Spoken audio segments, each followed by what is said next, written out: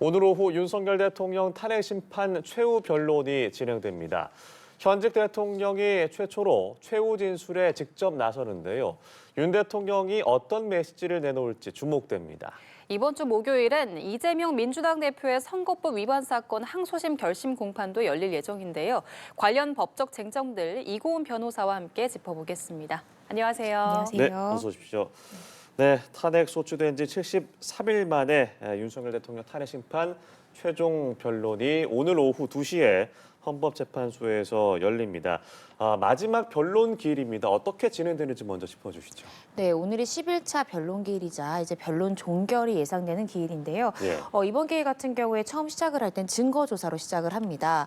여태까지 이제 많은 증거들이 현출이 됐고요. 증거 조사를 이미 한 차례 거친 바 있지만 남은 증거 중에 증거 조사를 거치지 않은, 예를 들어 이 서면으로 된 이 증거 같은 경우에는 우리가 서증이라고 부르는데요. 예. 서증 같은 경우에는 실물 화상기 위에 띄우고 이 증거의 요지가 어떤 것인지, 입증 취지가 무엇인지를 이제 제출하는 이 측에서 설명을 하게 됩니다. 그리고 CD나 녹음 파일 같은 경우에는 법정에서 재생을 하는 방식으로 증거 조사를 하게 됩니다. 그렇게 될 경우에 이제 증거 채택 여부가 재판관들에 의해서 결정이 되고요. 예. 이렇게 증거 조사 최종적으로 마무리한 다음에는 이제 각 대리인단에서 최후 변론을 하게 됩니다. 윤석열 대통령 측 변호인단에게 2시간, 또 국회 측 변호인단에게 2시간 이 최후 변론의 시간이 부여가 되어 있고요. 이후에는 당사자인 윤석열 대통령 그리고 이 정청래 법사위원장이 시간의 제한 없이 최후적으로 이제 입장을 정리해서 진술을 하는 최후 진술, 이렇게 세 가지의 과정을 거쳐서 오늘 변론 기일이 마무리될 것으로 보여집니다.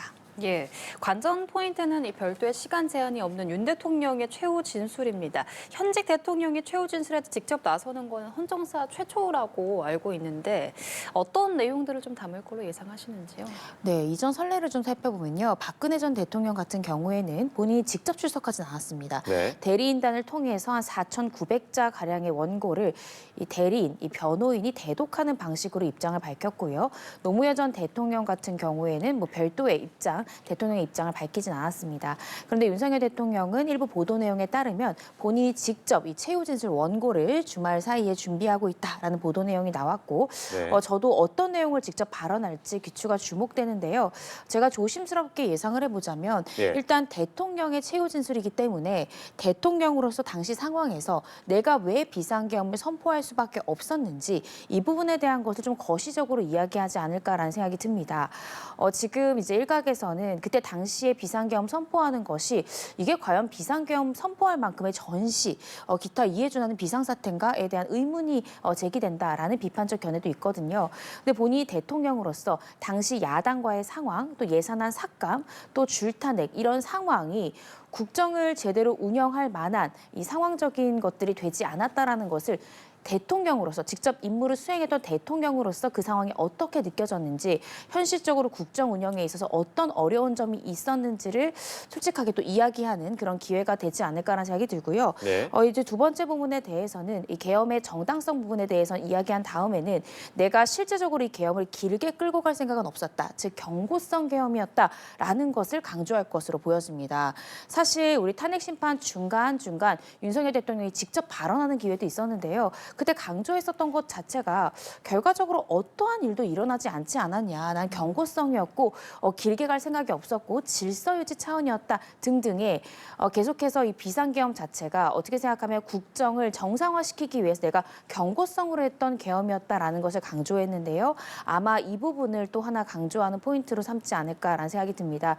그리고 예. 마지막으로 좀 더 미시적으로 들어간다라고 하면 윤석열 대통령에게 굉장히 불리하게 진술했던 진술자들의 이 증언의 신빙성 부분들도 짧게 언급하지 않을까 싶은데요. 대표적으로 홍장원 전 차장 같은 경우에 왜 홍장원 전 차장의 메모나 이 증언이 신빙성이 떨어지는지 이 부분을 당시에 윤석열 대통령과 직접 통화를 했던 당사자이기 때문에 예. 또 통화의 당사자인 윤 대통령이 직접 그때 통화 내용이 그것이 아니었다라는 것을 직접 발언할 수 있는 기회를 갖지 않을까 싶고요.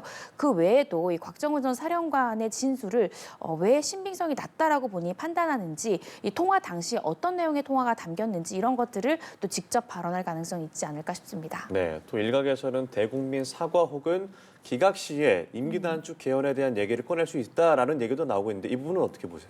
저는 임기 단축 개헌에 대한 문제까지는 거론할 가능성이 좀 낮지 않을까 싶습니다. 왜냐하면 네. 이 자리는 대통령의 파면을 결정하는 탄핵 심판의 자리이기 때문에 아무래도 개헌 부분까지를 언급하기에는 좀 적정하지 않은 시점이 아닐까라는 생각이 들어서 그 부분에 대해서는 언급할 가능성이 좀 낮다라고 생각이 들고요. 예. 대국민 사과 메시지 같은 경우에도 저는 가능성이 조금 낮다라고 보는 것이 사실은 최후 진술이 어떤 이 탄핵 심판에서 재판관들의 판단을 뒤흔들 정도의 중요한 절차는 사실 아닙니다. 그 이유는 최종적으로는 이 최후 변론 이후에 이 대리인단이 변론 요지서의 형태로 그간에 있었던 모든 법적 쟁점을 정리해서 서면을 어차피 내게 됩니다. 그렇기 때문에 이런 것들을 통해서 재판관들이 파면이 상당한지 여부를 법리적으로 판단할 것이기 때문에 최후 진술은 어떻게 생각하면 현재 재판관들을 향한다기보다는 대국민들에 대한 메시지의 의미가 저는 더 강하다고 생각을 하거든요.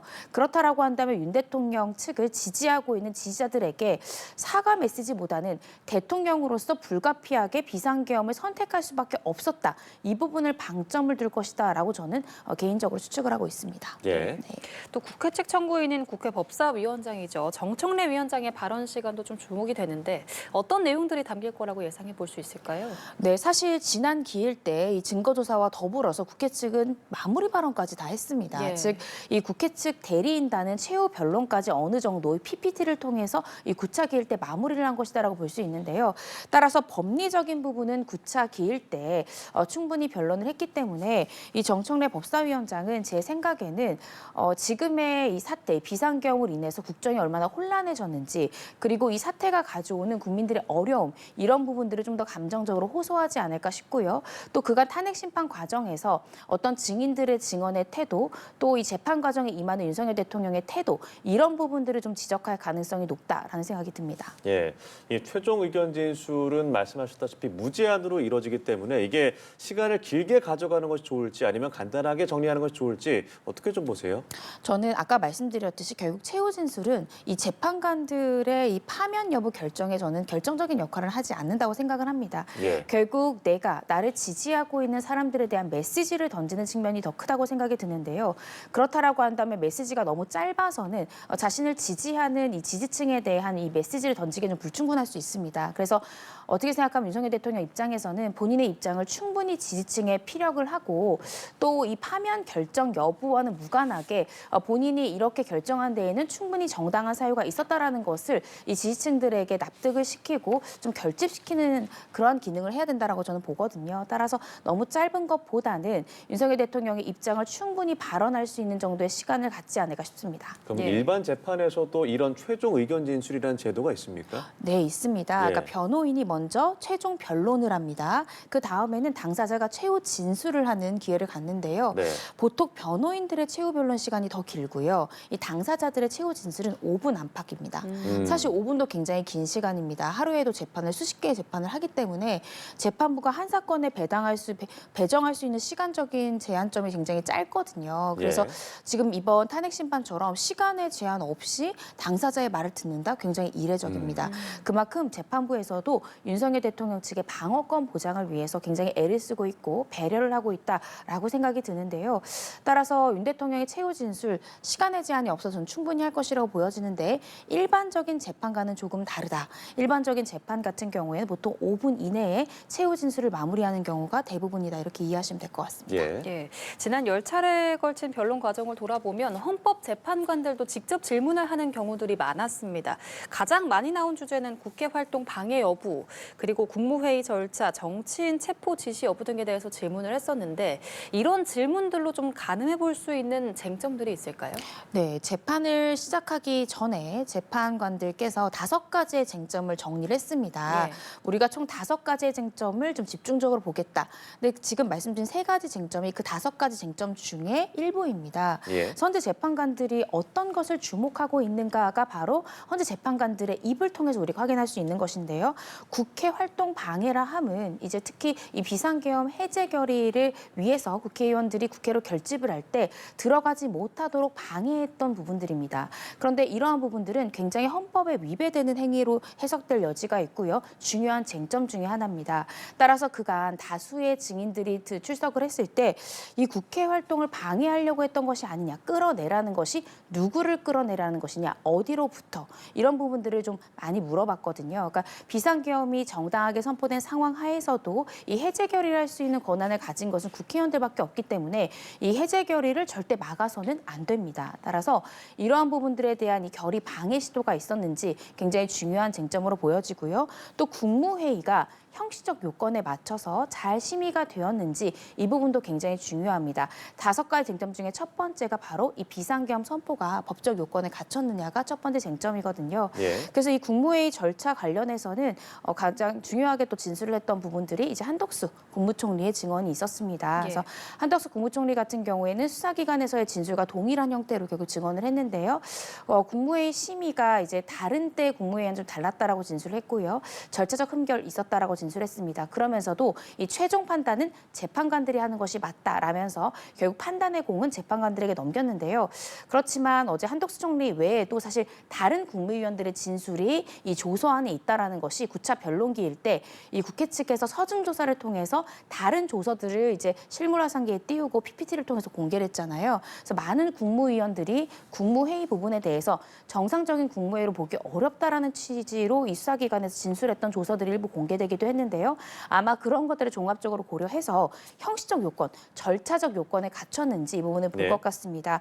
마지막으로 정치인 체포 지시 이 부분도 결국 위법위헌에 해당할 수 있는 요소가 있기 때문에 정말 체포조를 가동할 만한 그런 상황이었는지 체포조 명단이 있었는지 이와 관련해서는 사실은 진술을 한 많은 증인들이 있죠. 조지호 청장 같은 경우에도 그런 부분이 관련되어 있고요. 그 외에도 여러 가지 증인들이 있습니다. 근데 조지호 청장 같은 경우에는 사실 증언을 거부했잖아요. 증언을 거부했지만 수사 단계 때의 나의 조서는 적법하게 작성된 조서라는 것은 다시 한 번 더 확인을 했습니다. 그렇다라고 한다면 증언이 거부된 부분은 조지호 청장의 수사기관에서의 이 조서를 통해서 이 사실 여부를 가릴 것으로 보여지는데요. 이 3가지 쟁점을 주되게 헌재에서는 보고 파면 여부를 결정할 것으로 보여집니다. 예, 오늘 11차 이 최종 변론을 끝으로 변론이 종결이 되는데 그렇다면 그 이후의 절차는 어떻게 되는지도 짚어주시죠.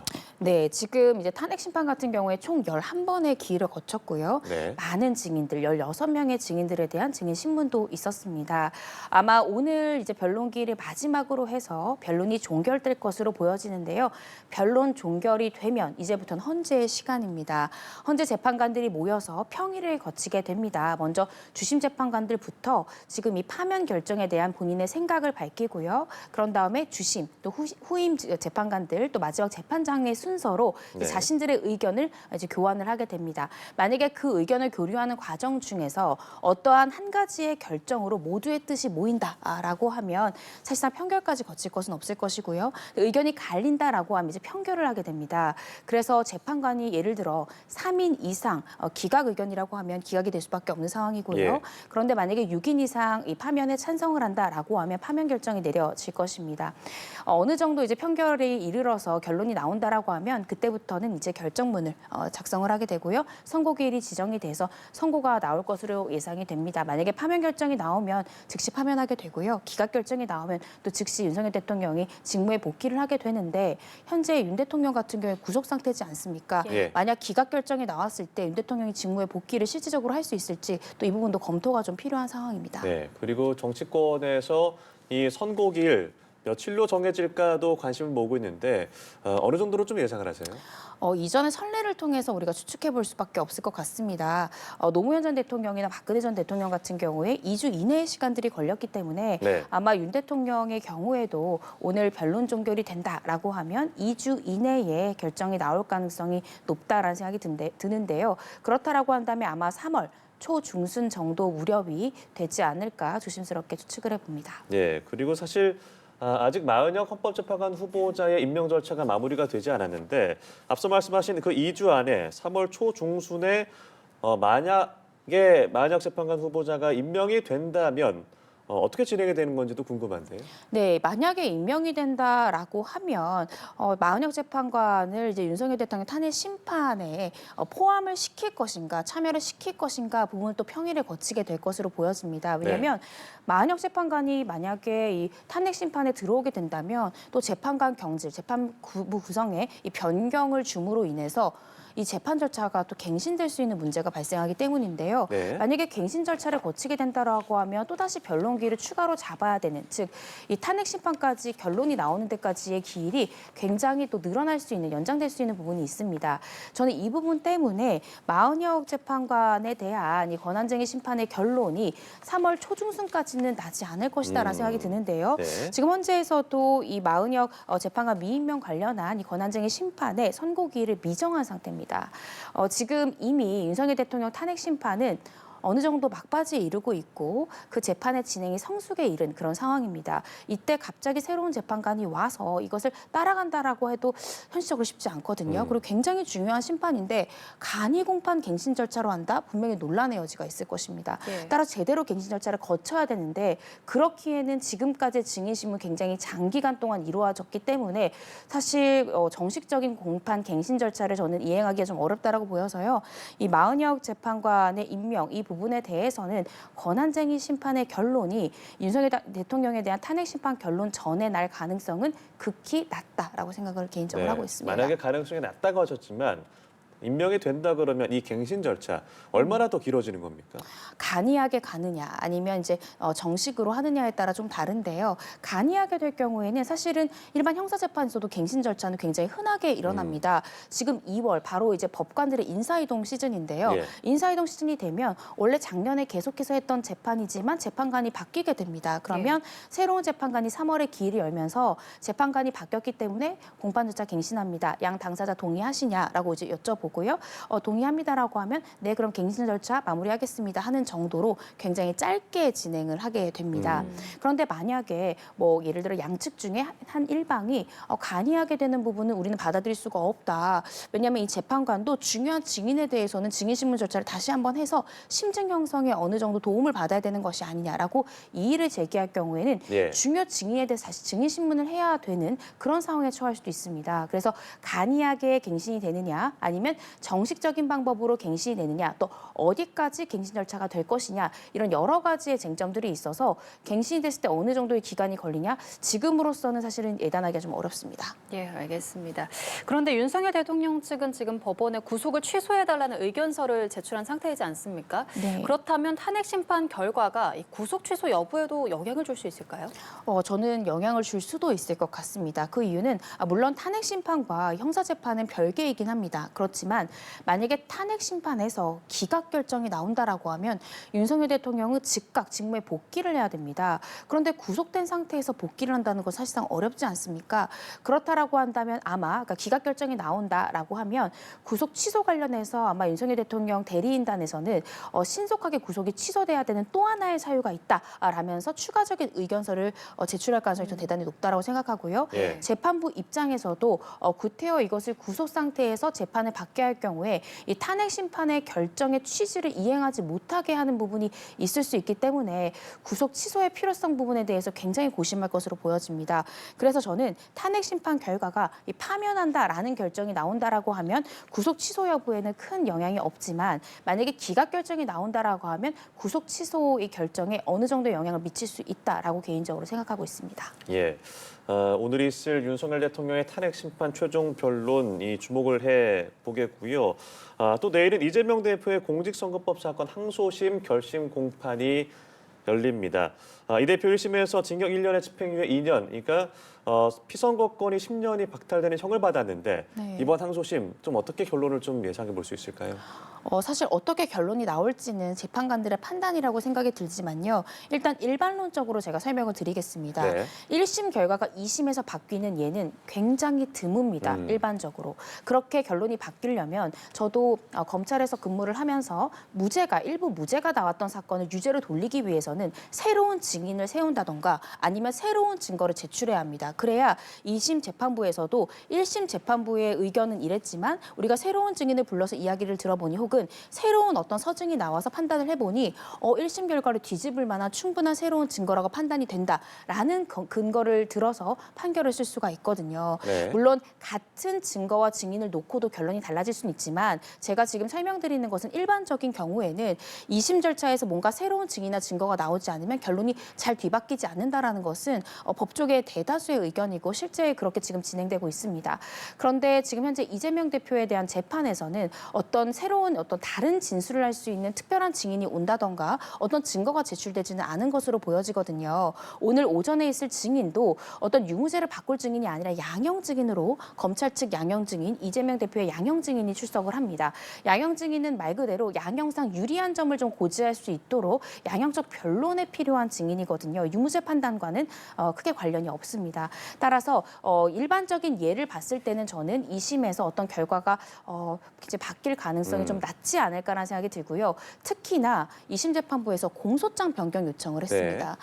근데 공소장 변경 요청을 한 부분이 중요한데요. 이 백현동 부지 관련해서는 공소장 변경에 대해서 요청한 바가 없습니다. 고 김문기 처장과 관련된 부분에 대해서 이 방송에서 했던 발언과 그 각 발언이 공소장에 있어서의 허위사실 공표 쟁점 중에 어떤 것에 해당하는지 정확히 매칭시키라는 것이 공소장 변경 요청의 핵심이었거든요.